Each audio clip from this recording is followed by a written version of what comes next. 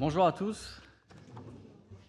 Aujourd'hui, on continue notre série. Depuis quelques dimanches, on regarde ensemble quelques caractéristiques de l'Église qui nous tiennent à cœur et que surtout on trouve important.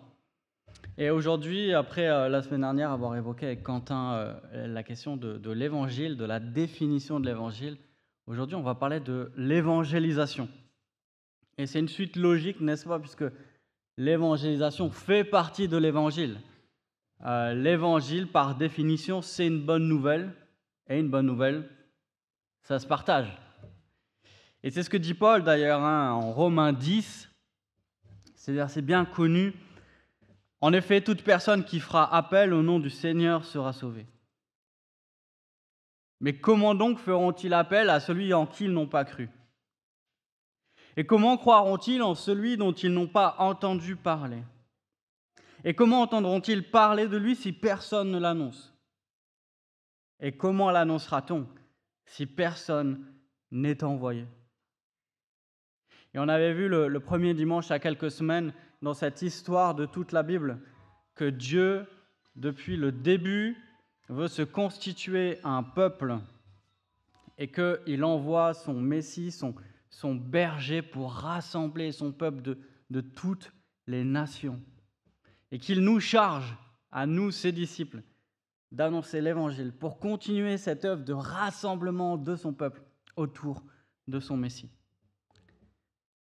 Mais je crois qu'il faut le reconnaître, l'évangélisation est souvent difficile. Peut-être encore plus pour certains d'entre nous que pour d'autres. Peut-être pour certains qui se décriraient comme introvertis.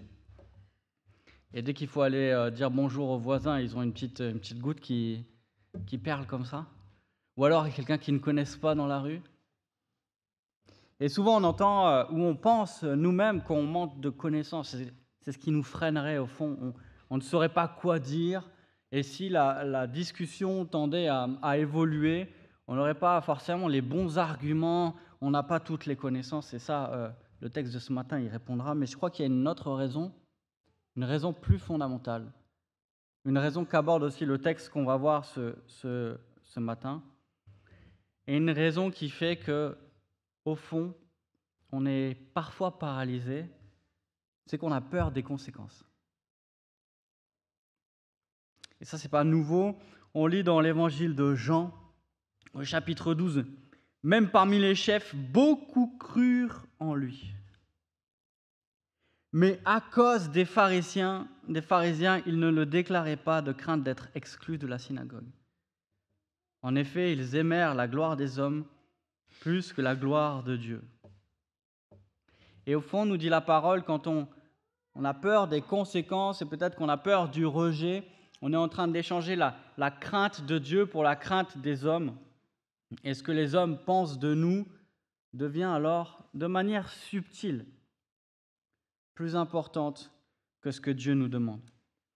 Et Paul, qui écrit le texte qu'on va lire ce matin, n'avait pas peur du regard des gens. Dans une autre lettre aux Galates, il décrit « Maintenant, est-ce la faveur des hommes que je recherche ou celle de Dieu ?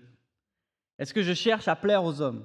Si je plaisais encore aux hommes, je ne serais pas serviteur de Christ. » Et je crois que Paul articule ici quelque chose d'intéressant pour nous, pour notre annonce de l'Évangile. C'est que si on veut être serviteur de Christ, alors il faut que, par la grâce de Dieu, nous nous détachions du regard des hommes. Mais je crois que le texte de ce matin va nous encourager dans ce sens.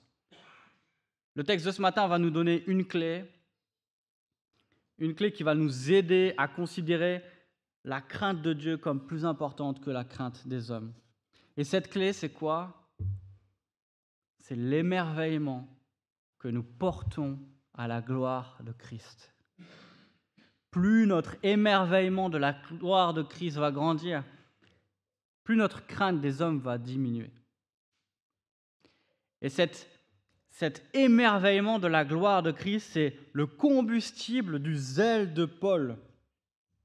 C'est ça qui, dans un contexte d'opposition, l'encourageait à continuer. Le texte qu'on va lire juste après, c'est un texte que Paul écrit dans un contexte d'opposition. Il écrit pourtant à une église qu'il aime. Il écrit ça à l'église de Corinthe. Mais on voit qu'à chaque fois, quand il s'adresse à l'église de Corinthe, il est accusé. Il est accusé d'être un petit apôtre face à des soi-disant super apôtres. Lui, il est diminué dans son apostolat. On dit que sa prédication n'est pas très puissante. Il n'a pas une rhétorique qui est impressionnante. Il n'en impose pas. Et on voit que face à cette église qu'il aime, il doit défendre encore et encore son apostolat. On va lire, si vous le voulez bien ensemble, un texte qu'on va lire en deux temps. On va lire au chapitre 4 de la seconde lettre aux Corinthiens, 2 Corinthiens 4. On va d'abord lire les 6 premiers versets.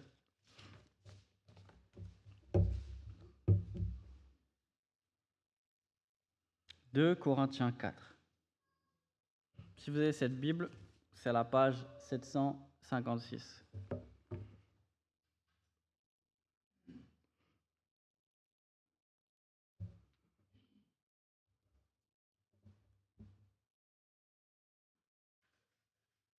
Ainsi donc, puisque par la bonté de Dieu nous avons ce ministère, nous ne perdons pas courage.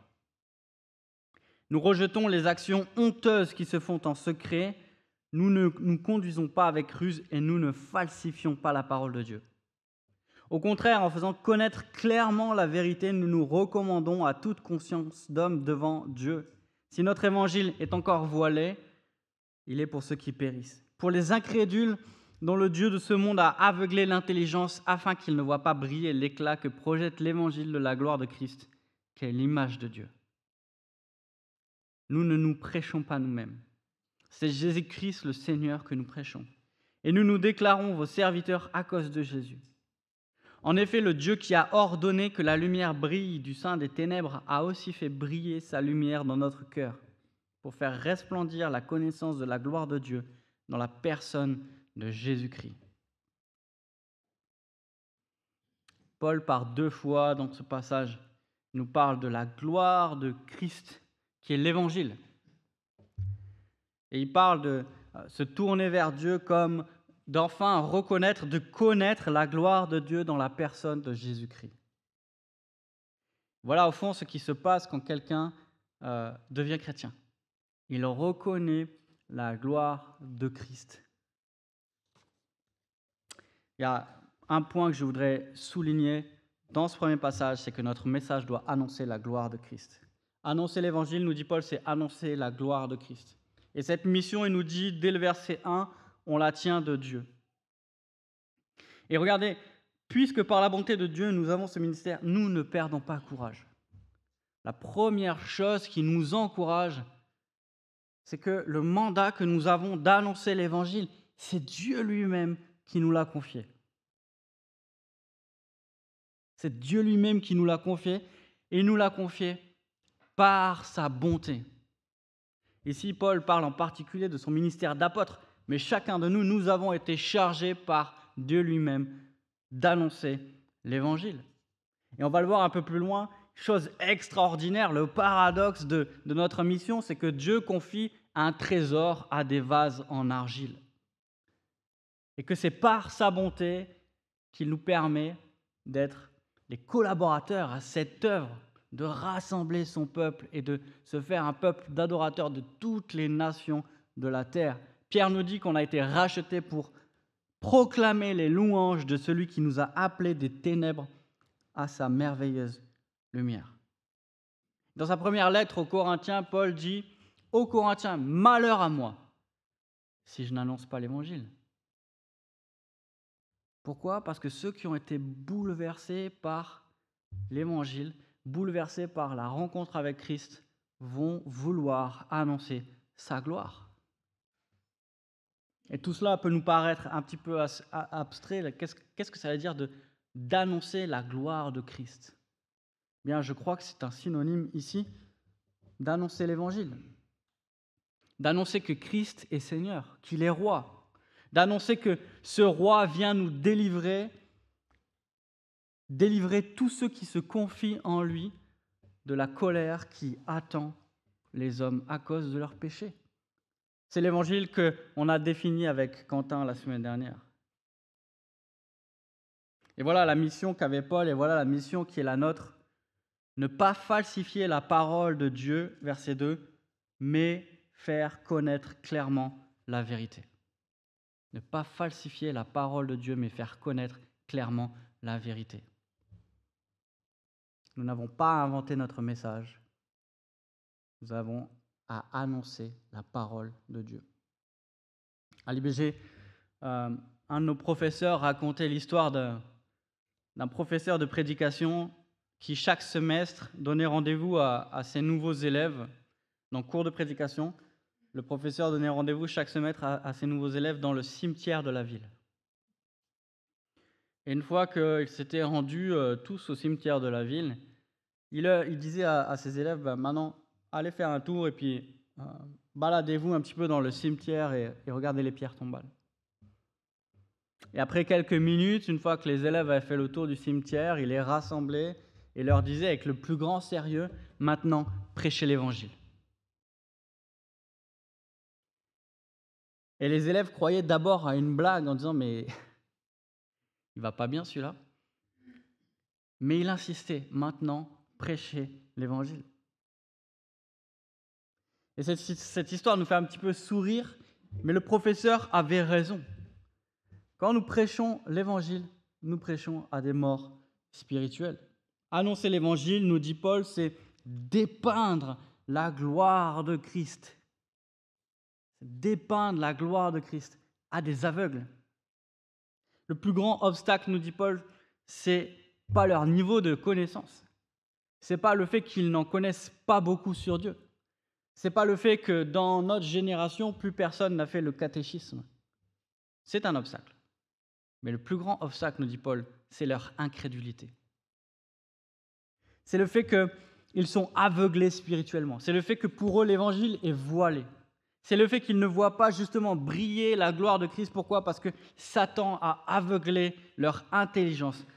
Je cite Paul, verset 4, « Afin qu'ils ne voient pas briller l'éclat que projette l'évangile de la gloire de Dieu. » Et Paul le savait très bien, et nous voulons nous en souvenir ce matin. Notre évangélisation, notre proclamation de l'évangile s'inscrit dans une lutte spirituelle. Nous ne vivons pas dans un monde matérialiste comme beaucoup de nos contemporains le croient. D'ailleurs, c'est assez paradoxal, vous en conviendrez. Beaucoup de nos contemporains insisteraient et défendraient que nous vivons dans un monde matérialiste, c'est-à-dire que seule la matière existe.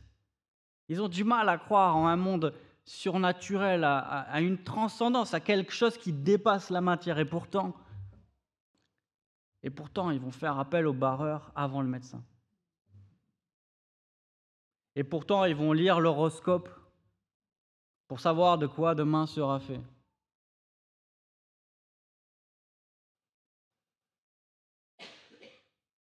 Nous vivons dans un monde où le monde spirituel existe. Et notre proclamation de l'Évangile se passe dans le théâtre d'une guerre spirituelle. Annoncer l'Évangile, c'est s'inscrire dans une lutte qui nous dépasse, mais s'inscrire dans une lutte qui nous dépasse avec un ennemi qui est déjà vaincu.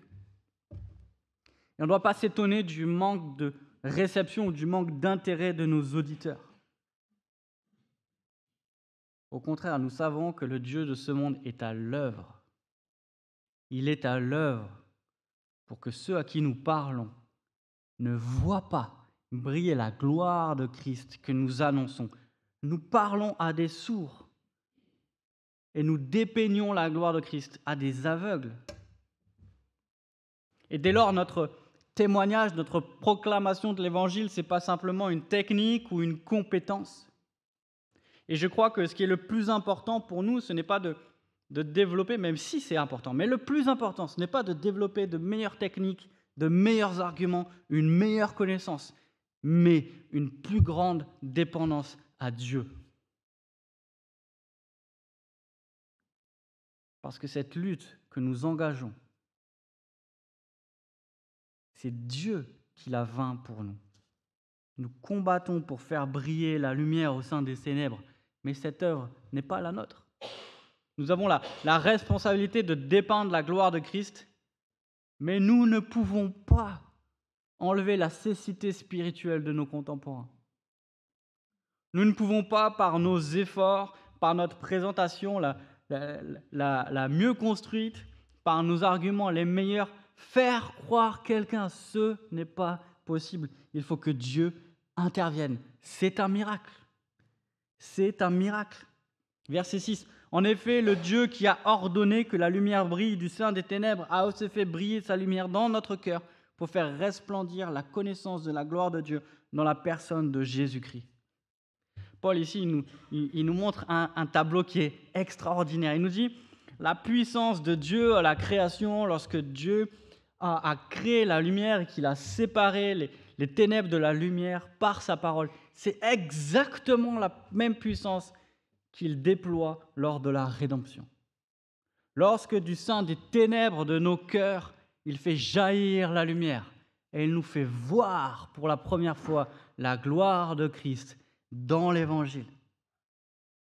Et ainsi, devenir chrétien, ce n'est pas seulement adhérer à des vérités, c'est être transformé par la gloire de Dieu. C'est un événement surnaturel, c'est un miracle. Paul, au chapitre d'après, chapitre 5, il dit que celui qui est en Christ est une nouvelle création. Et Paul met côte à côte la puissance de Dieu à la création et la puissance de Dieu à la conversion. Il faut que Dieu, par sa parole, intervienne et qu'il crée de nouveau une personne. Seul Dieu peut rendre la vue aux aveugles. Seul Dieu peut faire que des sourds entendent l'Évangile.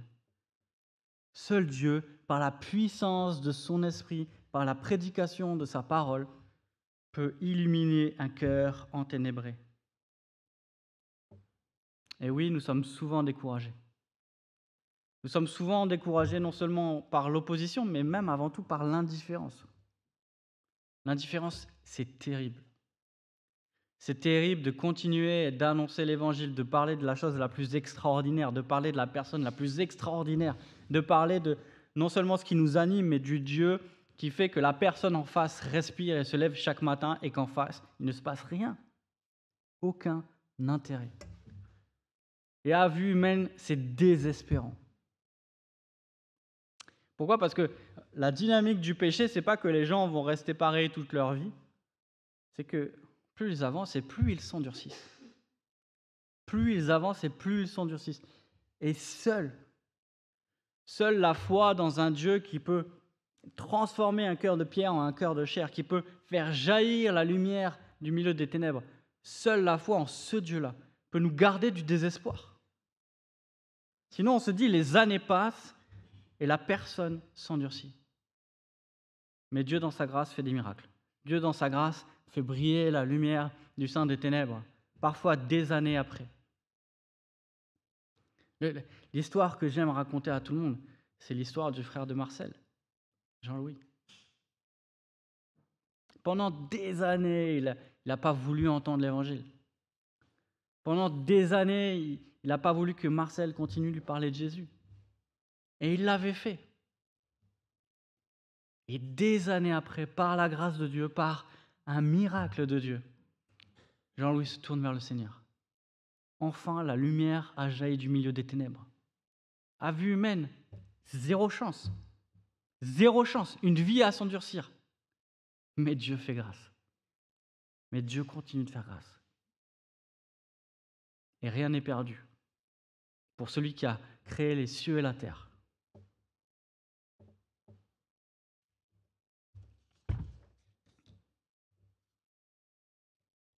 Et un autre paradoxe qu'on va voir dans la suite de notre texte, c'est que cette puissance de Dieu, cette puissance qui fait de tous ceux qui se confient en Christ une nouvelle création, il la déploie dans et par notre faiblesse, à nous qui annonçons l'Évangile. Lisez avec moi la suite du texte, on va lire la fin du chapitre. Donc versets 7 à 18.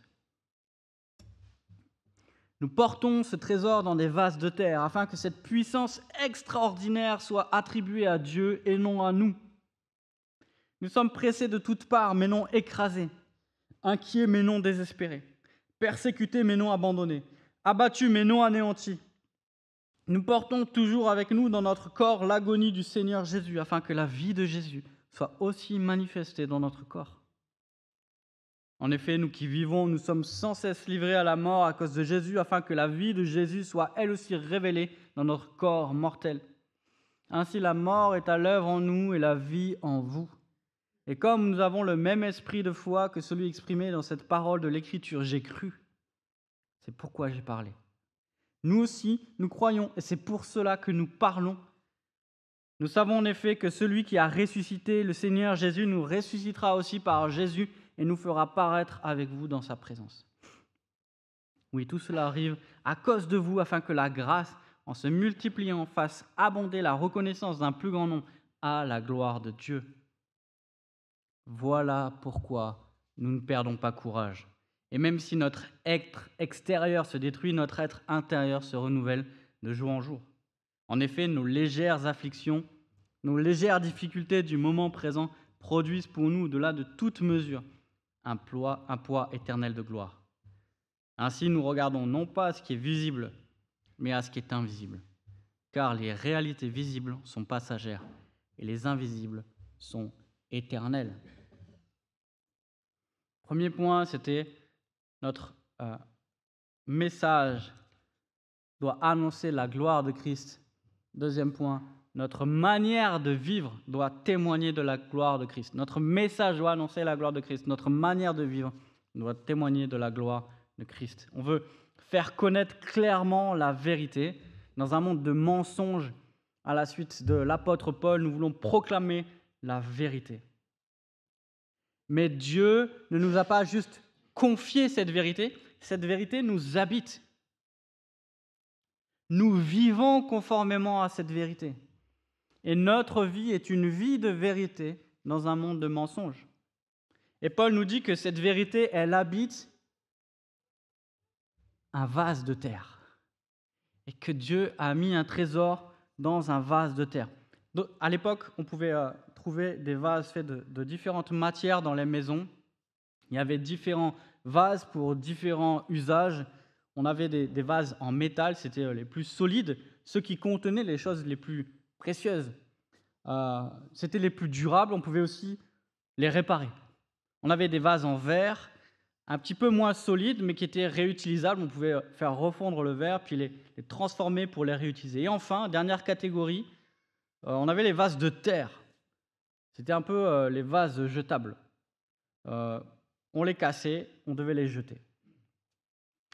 C'est un peu comme les sacs au supermarché. Plusieurs catégories de sacs, n'est-ce pas? On a les sacs solides, ceux qu'on oublie toujours à la maison, et on en a 52 à la maison. On a des sacs en papier, et puis on a les sacs à légumes, ceux où tu mets 2 bananes et ils cassent. Qui mettrait quelque chose de précieux dans un sac à légumes?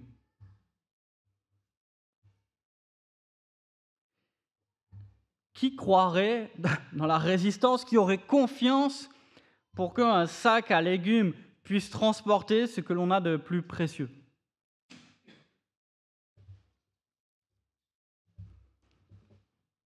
Mais la vérité, nous dit Paul, c'est que notre faiblesse glorifie Dieu. Que par et dans notre faiblesse, Dieu se glorifie auprès des autres. Et on l'a dit, une des choses qu'on entend souvent, et peut-être vous l'avez pensé, moi je l'entends aussi souvent, c'est qu'on manque souvent de compétences, et on a peur de ne pas savoir quoi répondre, qu'on n'est pas assez qualifié. Et Paul ici nous donne une bonne nouvelle. Il commence en disant « tu es faible ». Pourquoi c'est une bonne nouvelle? Parce que ça manifeste encore plus la puissance de vie de Dieu dans notre vie et dans notre ministère. Dieu a confié son trésor à des faibles. Afin, verset 7, regardez avec moi, afin que cette puissance extraordinaire soit attribuée à Dieu et non à nous. Notre faiblesse exalte la puissance de Dieu. C'est déjà ce que Paul disait aux Corinthiens dans sa première lettre, dans son premier chapitre. Dieu a décidé d'attirer à lui des pécheurs par la prédication de la folie de la croix proclamée par des faibles. Voilà ce que c'est l'évangélisation. C'est prêcher la folie de la croix par des faibles. Et on comprend que dans notre monde, cette vérité n'est pas mieux acceptée qu'au temps des Corinthiens. Qu'aujourd'hui, les gens nous regardent tout aussi bizarrement qu'à l'époque des Corinthiens, quand des faibles leur prêchent une folie.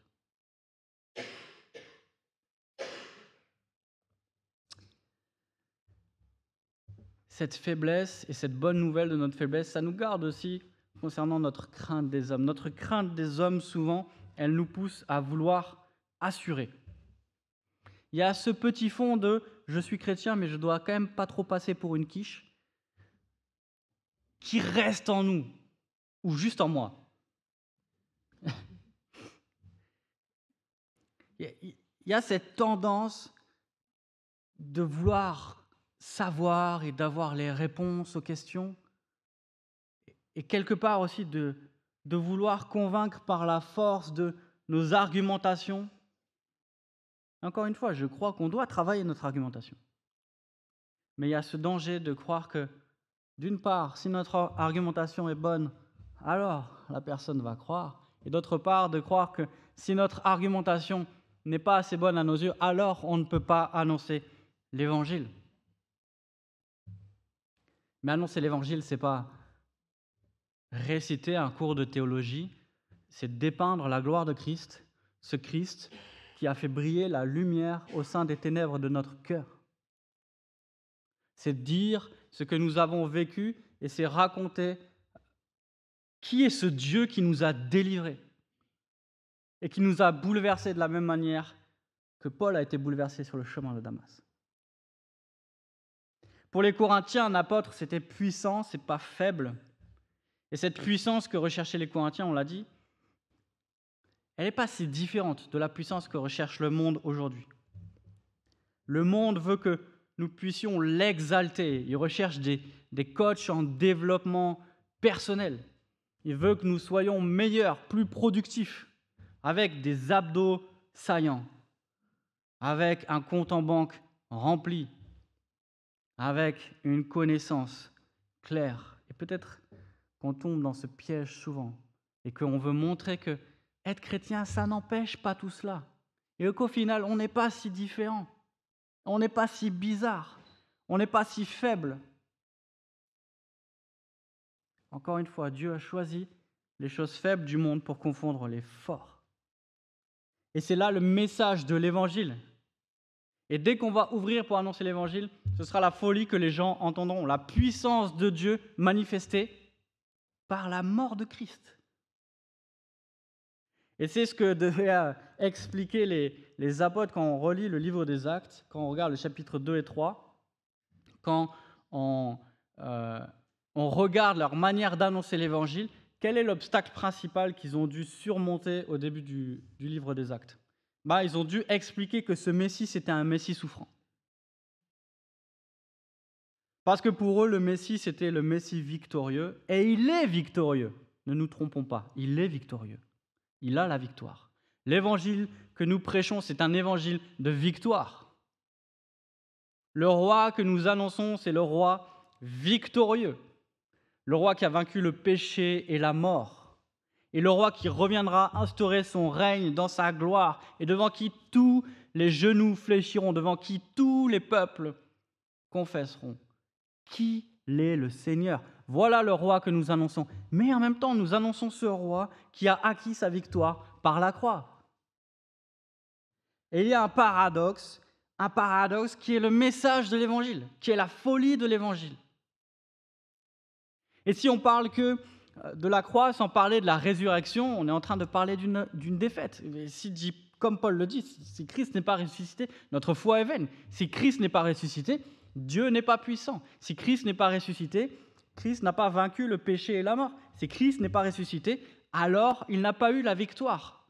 Nous devons prêcher la croix et la résurrection.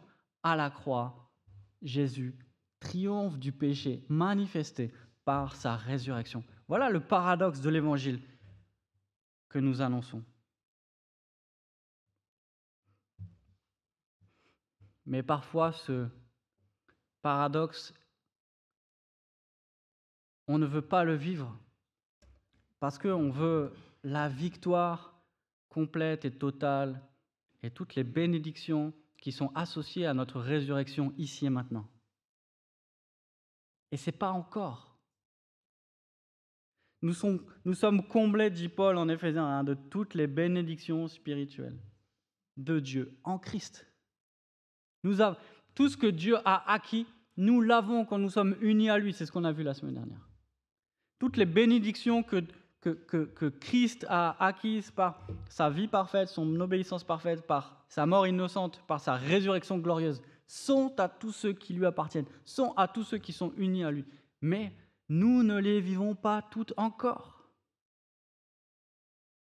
Nous sommes déjà délivrés de la culpabilité, nous ne sommes pas encore délivrés de la corruption. Et nous souffrons. Et nous connaissons le même traitement que notre Seigneur. Et paradoxalement, de la même manière que c'était le cas en Christ, notre faiblesse exalte la puissance de Dieu. Un peu plus loin, au chapitre 12 du même livre, Paul dit « Je me glorifierai donc bien plus volontiers de mes faiblesses, afin que la puissance de Dieu, de Christ, repose sur moi. C'est pourquoi je me plais dans les faiblesses, dans les outrages, dans les privations, dans les persécutions, dans les angoisses, pour Christ. En effet, quand je suis faible, c'est alors que je suis fort. » Est-ce que Paul était une espèce de maso qui aimait bien avoir mal, ou une espèce de tordu qui prêchait un évangile de la souffrance? Nous ne prêchons pas un évangile de la souffrance. Nous ne disons pas que la souffrance est bien en soi. Nous disons seulement que la souffrance est le lot normal, de tous ceux qui vivent dans ce monde, corrompus, en proie au péché, et 2, elle est le lot tout particulièrement de ceux qui s'attachent à proclamer l'Évangile dans un monde qui rejette Dieu. Et quand Paul souffre, quand il annonce l'Évangile, il sait qu'il souffre parce qu'il est traité de la même manière que son maître a été traité. Et quand nous sommes rejetés, raillés, insultés, moqués, qu'on vous crache dessus, peut-être ça vous est jamais encore arrivé. Je suis sûr que si on parle assez de Jésus, ça arrivera un jour. Un cher frère, Maurice, qui était à Bordeaux, qui était connu de toute la ville. Tout le monde le connaissait. Pourquoi ? Parce que c'était le petit vieux qui parlait tout le temps de Jésus et qui jouait de la flûte.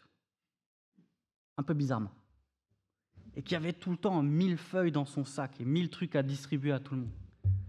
Tout le monde dans les bus le connaissait. Bon, il y avait des lignes un peu qu'il préférait à d'autres. Tout le monde le connaissait. Et cet homme, il était petit, il était vieux, il était tout courbé, il marchait avec difficulté, sa voix tremblotait, mais toute la journée, il annonçait Christ. Il s'est fait taper, il s'est fait cracher dessus, il s'est fait insulter, il se faisait jeter du bus, il se faisait jeter des supermarchés, il s'est fait agresser. Et il continuait avec le sourire. Pourquoi ? Parce qu'il était tellement attaché à la gloire de Christ, à la nécessité, à la beauté d'annoncer ce trésor. Et nous sommes pleins de confiance, non pas parce que nous sommes capables, mais parce que Dieu est puissant.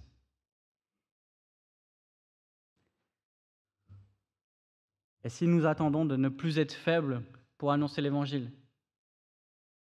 nous oublions en fait que nous le serons toujours. Et que c'est dans et par notre faiblesse que la puissance de Dieu se manifeste. Et que dans un monde qui vit pour s'accomplir, notre faiblesse témoigne de la puissance de l'Évangile. Et tôt ou tard, en parole ou en acte, nous allons vivre une forme de rejet. Et je suis sûr que la plupart d'entre vous l'avez vécu. Soit avec des gens qui ne vous connaissent pas beaucoup, soit avec des gens qui vous connaissent, vos voisins, ou peut-être même des membres de votre famille. Tôt ou tard, nous allons subir une forme d'opposition si nous parlons de Jésus. Et notre Seigneur nous avait prévenu, le serviteur n'est pas plus grand que son maître. S'ils m'ont persécuté, ils vous persécuteront aussi. S'ils ont gardé ma parole, ils garderont aussi la vôtre. Souffrir pour l'annonce de l'Évangile, c'est prendre le même chemin que Jésus, c'est suivre Jésus. Jésus a été rejeté par son message, les apôtres ont été rejetés pour leur message. Ne nous méprenons pas, nous allons être rejetés pour notre message. Et Paul, un peu plus loin dans le texte, dit au verset 14, « Nous savons en effet que celui qui a ressuscité le Seigneur Jésus nous ressuscitera aussi par Jésus et nous fera paraître avec vous dans sa présence. » La confiance que Paul, cette confiance absolue dans la vérité, dans la puissance et dans la gloire de l'Évangile, lui donnait le courage d'avancer malgré l'opposition. Cette opposition qui le faisait goûter aux souffrances de Christ et qui, ultimement, le mènera à la mort. Et il le sait. On l'a vu dans le livre des Actes. Il le sait, il est convaincu. Dieu lui a montré qu'il allait mourir pour l'annonce de l'Évangile. Mais le faire mourir, c'était le faire rejoindre plus vite son Seigneur. Et notre manière d'envisager le futur, et c'est comme ça que le texte finit avec un regard sur le futur, un regard sur les réalités invisibles, notre manière d'envisager le futur influence et détermine notre manière de vivre dans le présent. Et seule la gloire éternelle, comme pour Paul, peut l'emporter sur les fardeaux de ce monde. Comme à Corinthe, notre monde exalte le pouvoir, le sexe et l'argent. Ce sont les mêmes péchés, ce sont les mêmes idoles auxquelles les gens s'attachent. Et aujourd'hui, on nous rabâche à longueur de journée dans tout ce que nous lisons ici et là qu'une vie comblée est une vie où tous nos désirs sont assouvis. Une vie où on nous regarde parce qu'on est puissant. Mais nous savons que cela est vain, n'est-ce pas? Et nous savons que tout cela passera. Que notre vie n'est comme une fumée, une vapeur qui disparaît. Seul un appétit pour la gloire de Christ peut nous délivrer de l'idole du confort. Seul un appétit pour la gloire de Christ peut nous délivrer de l'idole du confort. J'étais interpellé par les paroles d'un commentaire que je vous lis. Notre connaissance et notre expérience de Dieu sont si faibles. Et notre désir pour les plaisirs du présent si fort qu'il nous est presque impossible d'imaginer que la vie avec Dieu dans le monde à venir pourrait être incomparablement meilleure que ce que nous espérons vivre dans ce monde. Nous sommes tout simplement trop heureux dans le monde actuel pour penser sérieusement au monde à venir. Nous sommes tout simplement trop heureux dans le monde actuel pour penser sérieusement au monde à venir.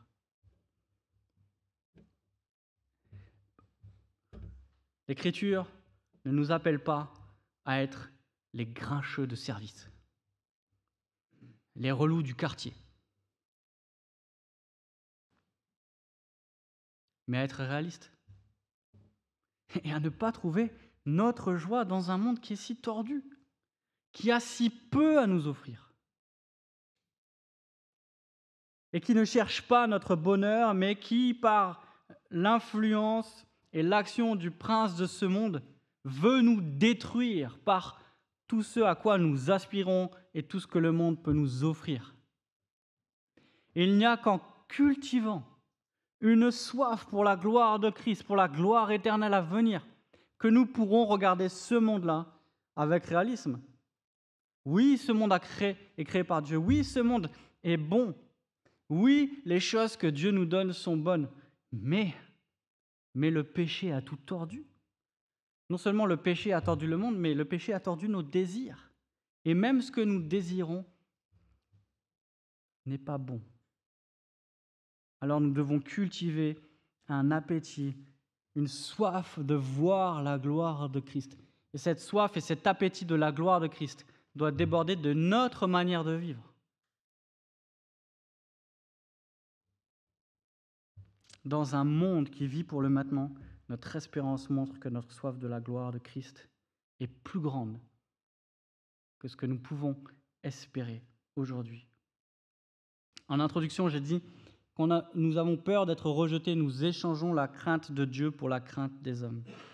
Au chapitre suivant, au chapitre 5, Paul déclare « Ainsi donc, puisque nous savons ce qu'est la crainte du Seigneur, nous cherchons à convaincre les hommes. » Lorsque nous aurons cultivé et que par sa grâce, Dieu aura fait grandir en nous cette vision, une vision plus glorieuse de la gloire de Christ, alors nous pourrons encore mieux, et je le crois, plus facilement, annoncer le message de la gloire de Christ dans l'Évangile. Un peu plus loin, au chapitre 5, verset 20, il dit « Nous sommes donc des ambassadeurs pour Christ, comme si Dieu adressait par nous son appel. » On retourne à ce qu'on a dit au premier verset, c'est Dieu qui nous a confié cette mission. Nous sommes des ambassadeurs pour Christ, comme si Dieu adressait par nous son appel. Nous supplions au nom de Christ. Voilà le cœur de l'évangélisation. Nous supplions au nom de Christ. Soyez réconciliés avec Dieu. Soyez réconciliés avec Dieu. Notre message doit annoncer la gloire de Christ. Notre manière de vivre doit témoigner de la gloire de Christ et de notre espérance de la gloire à venir. Je vais prier.